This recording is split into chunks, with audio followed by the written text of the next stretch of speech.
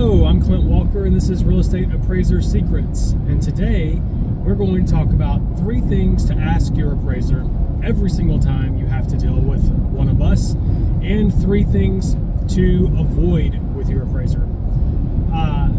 So, some of these things will be common sense, but somehow they get violated or not done a lot. And so I thought it'd be fun to make a video and just give you, 3 tips. And these are some of the things I say in my classes that I teach too. And I personally do them and avoid them. I do the ones that I'm suggesting to do, and I avoid the ones that I suggest avoiding all the time. So first thing I want you to ask your appraiser every single time you have to deal with one of us is, can I send you the sales that I use to price the property? Or if you're representing the buyer, which I sometimes am, and I still do this, I say, can I send you a list of sales that we also considered before we made our offer on the subject?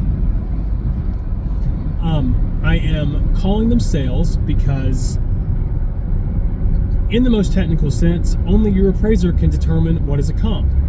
And it's probably unlikely that you run into a real stickler for semantics on this, but every now and then on our Facebook pages, on our appraiser-only Facebook pages, somebody does get a little salty and remind everyone that only the appraiser can determine what's a comp. It's usually in response to an underwriter or somebody working for the lender demanding that we put this comp in the report as a revision. That really gets our goat.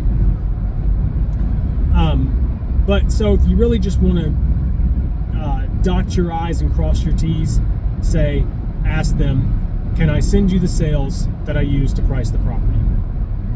Your appraiser ought to welcome this as crucial data, as another set of eyes, as a, in the spirit of 2 heads are better than 1 in looking at all of the comparable sales that are out there. Your appraiser's only human. In searching for sales, they might feel like they have found plenty of sales data in the area that they're looking at. You happen to find one street over from where they sort of arbitrarily cut their search off, or maybe not entirely arbitrarily, but they might have been just as happy to have one sell one more street over, but they had no reason to look farther. And so that's the 2 heads are better than 1 thing.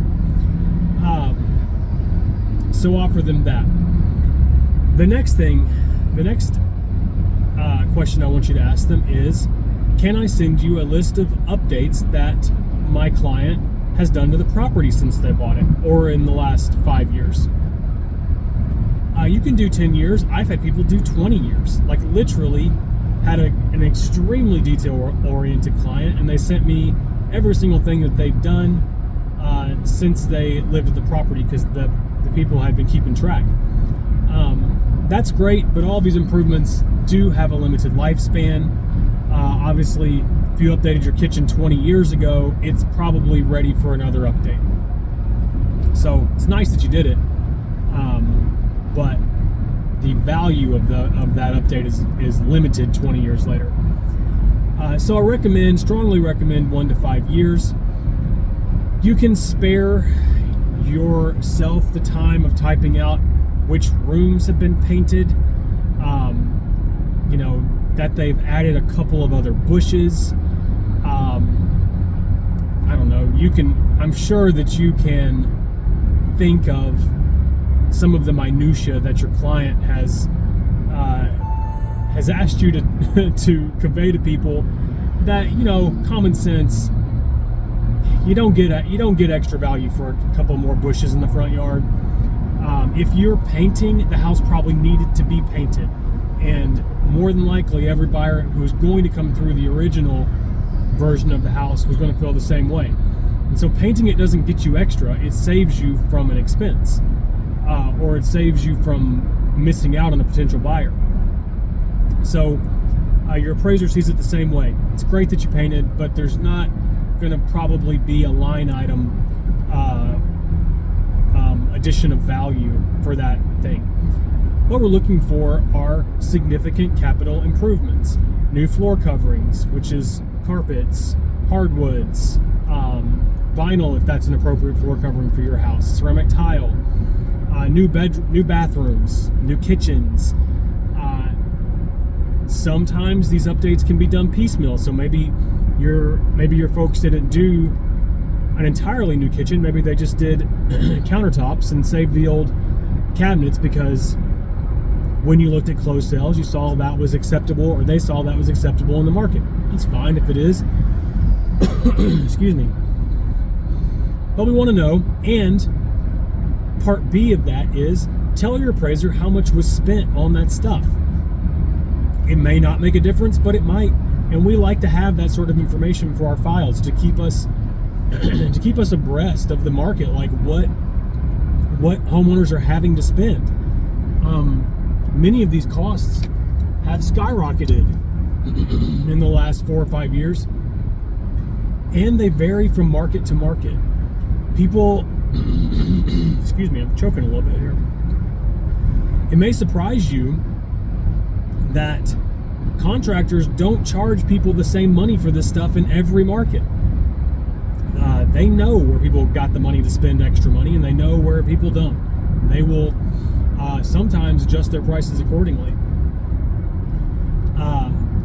Question number 3 is, do I need to meet you at the property to make sure that you can get in? Do you have access to the property? In our market, those are the Sentry locks, electronic boxes.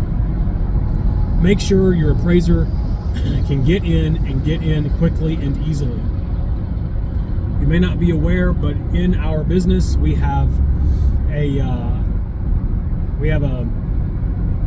what's the best way to describe it? We have these things called trip fees that we can charge. If we can't get in, if I get to a property and I can't get in 10 or 15 minutes, after 10 or 15 minutes of waiting, and it's not my fault, then I'm leaving. I'm going on to my next thing, and that's going to be between $150 and $200 trip fee charged to the lender, which is probably passed down to the buyer.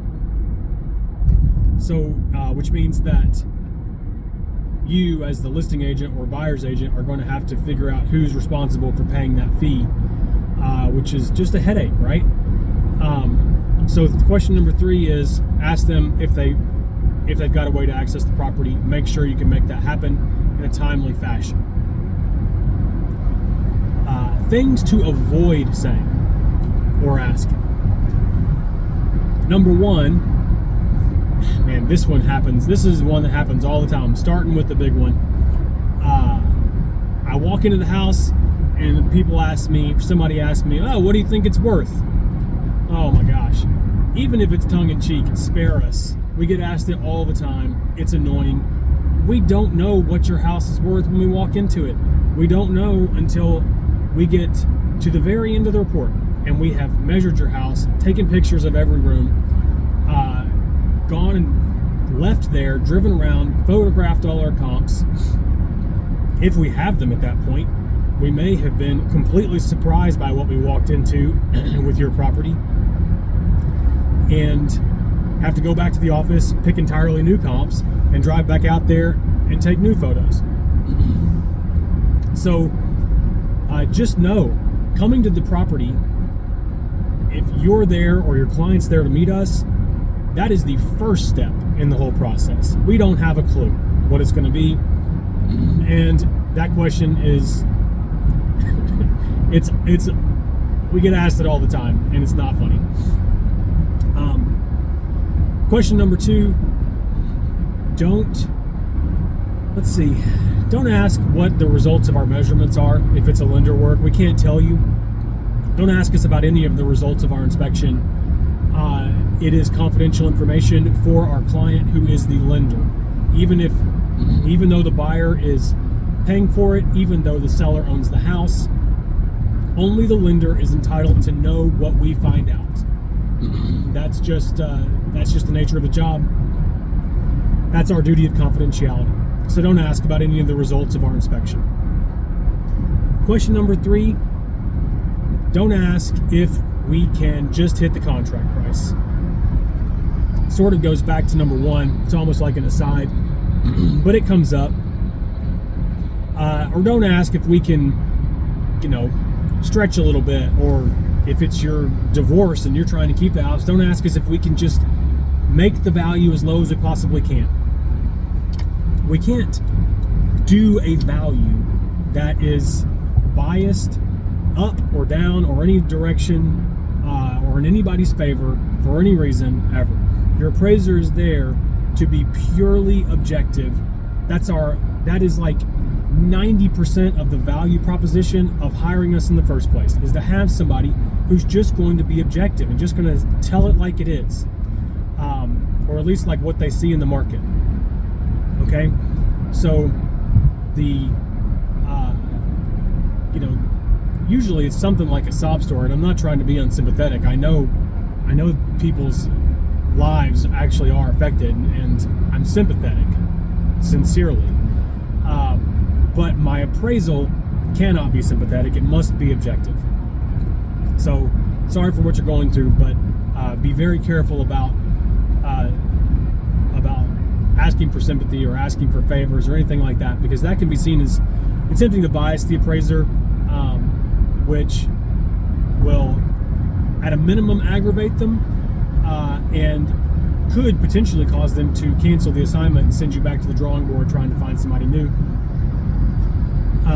So was that 3? I think that was 3 of each. I hope that's helpful. If I can ever be of help to you on any real estate matter, whether that's a professional measurement or an appraisal or a consultation, you can find us at truepointappraisals.com, where you can quote the work that you need anytime, 24/7, and schedule your appraisals. As always, I appreciate you watching, and I will catch you next week.